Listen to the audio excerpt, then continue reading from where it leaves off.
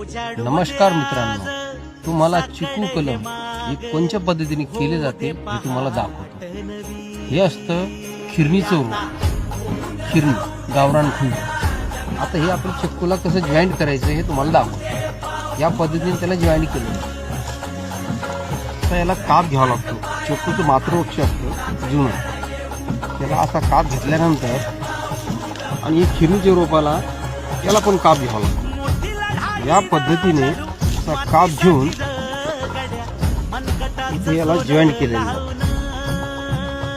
आणि प्लास्टिकच्या सहाय्याने, पन्नी म्हणतात त्याला आपण, प्लास्टिकच्या सहाय्याने त्याने कलम बांधतो. या प्रकारे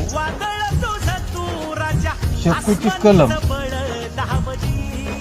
अशी तयार होते. तुम्ही बघू शकता.